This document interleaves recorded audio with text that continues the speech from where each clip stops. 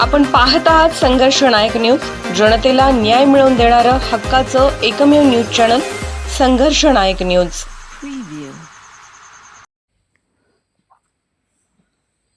मिरजेत प्रभाग क्रमांक 5 मधून श्रीमती रुक्मिणीताई हनुमंत आंबिगेर इच्छुक उमेदवार।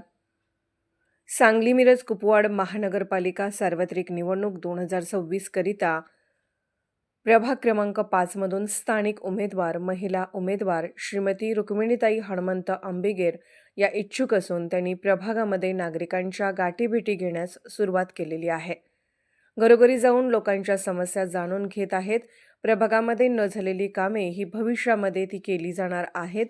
बेरोजगार युवकांना रोजगाराची संधी उपलब्ध करून देणार आहेत। प्रभागातील भटक्या कुत्र्यांचा जो विषय आहे तो मार्गी लावणार आहेत। आतापर्यंत प्रभागामध्ये कुठल्याच पद्धतीचे विकास काम झालेले नाही। तसेच महिला सबलीकरण, रस्ते, पाणी, गटार, शौचालय या संदर्भामध्ये जे काही नागरिकांच्यासाठी करता येईल ते मी सर्व करेन असे आश्वासन त्यांनी नागरिकांना दिलेले आहे। एक नौखी महिला उमेदवार म्हणून प्रभागामध्ये नागरिकांचा प्रचंड प्रतिसाद त्यांना मिळत आहे। सर्व समाजाला घेऊन त्या विकास कामाचा अजेंडा घेऊन नगरसेवक निवडणुकीकरिता उभ्या राहिलेल्या आहेत। प्रचंड मताधिक्याने नागरिकांनी निवडून द्यावे असे त्यांनी नागरिकांना आवाहन केलेले आहे। जय महाराष्ट्र, नमस्कार।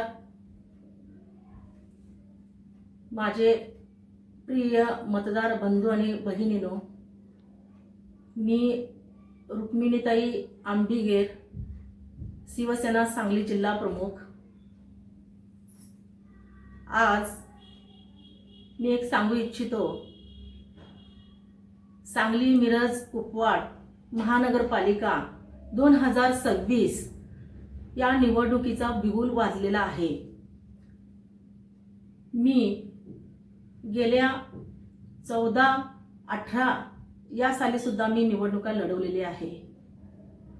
आतापर्यंत मी या प्रभागाचं विकास काम किती पद्धतीने झालेलं आहे हे पाहत आलेलो आहे। प्रस्थापित नगरसेवक त्यांचं जे कर्तव्य आहे, कर्तव्य तर आहेत गटर मीटर वाटर, पण या माध्यमातून त्यांनी किती विकास कामं केलेले आहेत हे आमच्या सर्व नागरिकांच्या समोर, मतदारांच्या समोर आलेलं आहे। तर त्या माध्यमातून आज मी सांगू इच्छितो की कोट्यावधीचा निधी आणून ज्या प्रभागातनं कामं व्हायला पाहिजे हे कामं होत नाहीयेत। जरी केले तरी सुद्धा रस्ते असो, गटरीचं काम असो, लाईटीचं काम असो, कॉर्पोरेशनचं काम, पाणी असो, हे कितपत आपल्याला सुसुविधा मिळतात।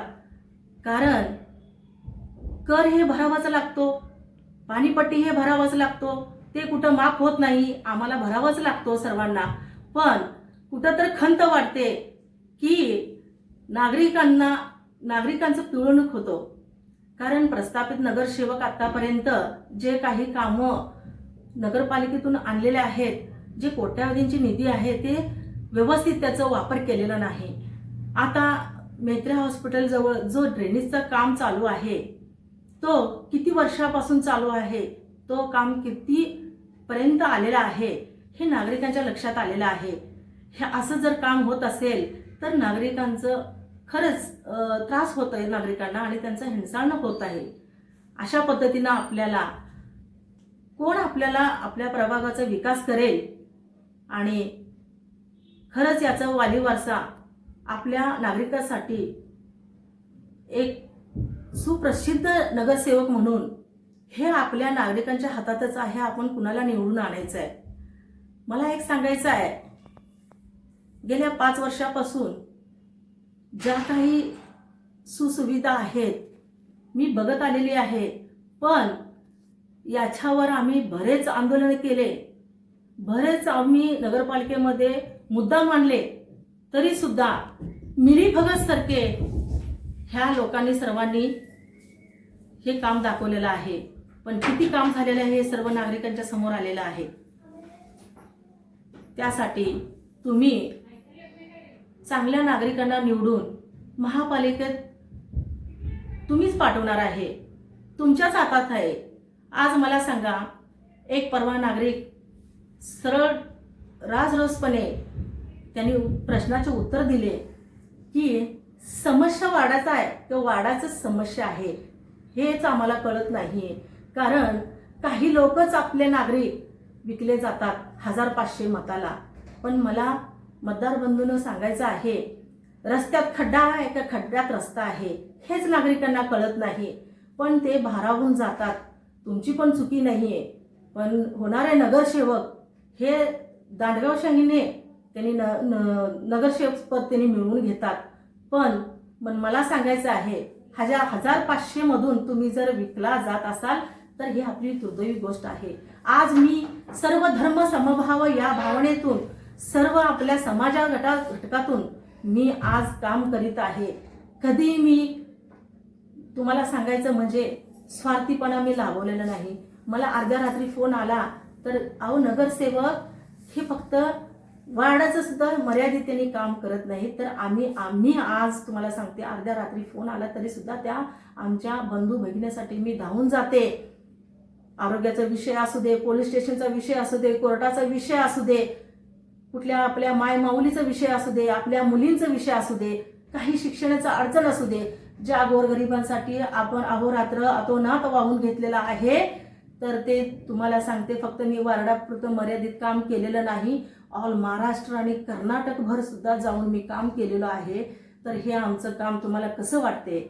आज आमच्यामध्ये शिवसेना शिंदे सरकार गटामध्ये मी आज 3 वर्ष झालं, ज्या वेळेला साहेब डिव्हायडेशन झाले त्या पायाची पहिली दगड म्हणून मी तिथं रवले गेले. कारण साहेबांचं स्वभाव, त्यांनी जे करतेलं काम, त्यांनी आज एवढे मंत्री असताना सुद्धा रस्त्यावरचं मी कार्यकर्ता आहे. मग आम्हाला या गोष्टीचं गर्व आहे.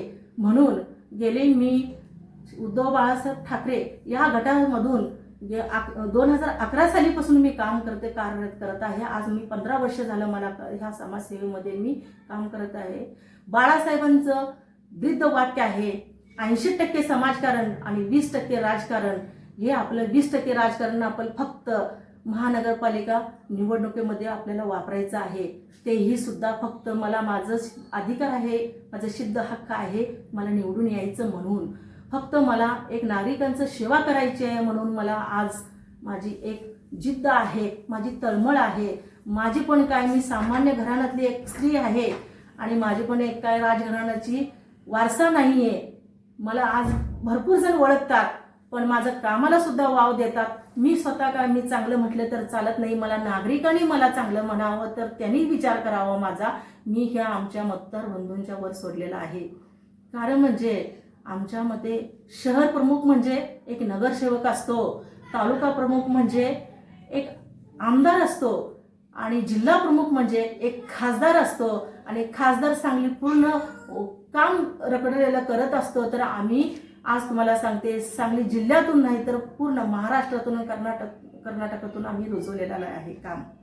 तर मला सांगायचं आहे, सुरुवातीला साहेबांनी जे योजना आणली शासन आपल्या दारी, हे घराघरातनं दारादारातनं आपण पोचवलं, जनजागृती केलं. आपण जे काही माझ्या भगिनी वंचित आहेत रोजगारपासून, त्यांना रोजगार मिळवून द्यायचा प्रयत्न केलं. आज माझी बचत गट आहेत, संघर्ष वस्तीस्तरीय संघ या संस्थेच्या माध्यमातून मी महिलांना बरेच काही उपयोजना राबवून दिलेल्या आहेत, त्यांना मार्गदर्शन केलेलं आहे. जे खचून गेलेत महिला त्यांना वर आणण्याचं सक्षमीकरण केलेलं आहे, सबलीकरण केलेलं आहे. महिला बचत गटाच्या माध्यमातून मी अनेक काही कार्यक्रम राबवलेले आहेत. आदर्श माता पुरस्कार राबवलेला आहेत, दिव्यांग माता पुरस्कार हे राबवलेला आहे. भरपूर योजना मी महिलांपर्यंत पोहोचवलेल्या आहेत. आणि तुम्हाला सांगायचं म्हणजे आता सध्याच 1 वर्ष होऊन पूर्ण होत आहे अशी आपली योजना लाडकी बहीण योजना मी 5000 महिलांपर्यंत पोहोचून त्या महिलांना लाभ मिळवून द्यायचं काम केलेलं आहे. आणि 2 वर्ष संजय गांधी निराधार योजनेवर सदस्य म्हणून काम करून 2500 लोकांना, आपल्या नागरिकांना, आपल्या वार्डातल्या असू दे किंवा मिरजेतल्या असू दे, यांना मी पेन्शन योजना राबवून दिलेला आहे. आणि बांधकाम कामगार योजने माध्यमातून कमीत कमी 1,500 ते 2,000 मी लोकांना लाभ मिळवून दिलेला आहे. बाल संगोपन योजना जे करून लहान बाळांना आई वडील नसतात त्यांनाही त्या मुलांना मी ते लाभ मिळवून दिलेला आहे. श्रावण बाळाचं योजनेचा लाभ मिळवून दिलेला आहे. आणि आत्ता सुरू झालेल्या आपल्या धर्मवीर आनंद दिघे साहेबांचं सहायता कक्ष म्हणून आमच्या महाराष्ट्राचे लाडके उपमुख्यमंत्री एकनाथजी शिंदे साहेबांनी जे गोरगरिबांसाठी दीनदुबळ्यांसाठी जे योजनापासून आणि रोजगारपासून वंचित आहेत त्यांच्यासाठी आपण हे योजना त्यांच्या दारोदारी पोहोचवायचं हे काम चालू आहे आपलं. आणि जेणेकरून आपले लाडके भाऊ लाडके बहीण हे योजनामध्ये 35 योजनामध्ये बसतात आणि त्या 35 योजनांमधून आपण कुठला योजना मंजूर करून घ्यायचा आहे हे आमच्यापर्यंत माझं ऑफिस आहे किल्ल्यामध्ये प्रांतापीजवळ, तिथं आम्ही हे योजना राबवण्यात येणार आहे. आणि सर्व बंधू आणि भगिनींना मला एवढं सांगायचं आहे की हे योजनेचा लाभ मी तुमच्या घरापर्यंत येणारच आहे आणि तुम्ही माझ्या ऑफिसला सुद्धा येऊन भेट देऊन आपण फॉर्म भरून देऊ शकताय. आपण त्या योजनेचा तुम्हाला लाभ मिळवून द्यायचं तात्पर्य आमचं सेवा चालू आहे. मॅडम, आपण जे शासनानं लाडकी बहीण योजना अंमलात आणलेली आहे त्या योजनेच्या संदर्भात आपलं काय मत आहे? साहेबांनी ज्या काही निर्णय घेतलेले आहेत त्यामध्ये एक वेगळा एक भावनिक म्हणून आणि एक महाराष्ट्रातल्या तमाम बहिणींसाठी आणि भावांसाठी अशी योजना आणलेली आहे की आत्तापर्यंत याआधी जे सत्तेदार होते ते सत्तेदारांनी काहीच केले नव्हते तमाम आपल्या महाराष्ट्रांकरता, ते साहेबांनी अंमलात आणली. आणि लाडकी बहीण योजना हे आणल्यानंतर तर तमाम महाराष्ट्र बहिणींनी साहेबांना असे आशीर्वाद दिले की ते एक अफार एक गौरवशाली एक नाव गाजलेले आहे. तर त्या माध्यमातून आज एक वर्ष झालं साहेबांनी योजना सुरू करून.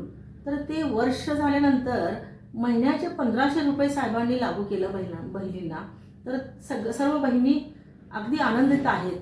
कारण सक्का भाऊ असून ओवाळणी 500 रुपये घालू शकत नाही, तिथे आमचे सर्वांचे लाडके उपमुख्यमंत्री एकनाथजी शिंदे साहेबांनी आम्हाला लाडके भाऊ तर महिन्याला 1500 रुपये देतात. तर ती 1500 रुपयेमधून महिलांनी बहिणींनी आमच्या काही भगिनींनी छोटंसं त्यामध्ये व्यवसाय काढलेला आहे.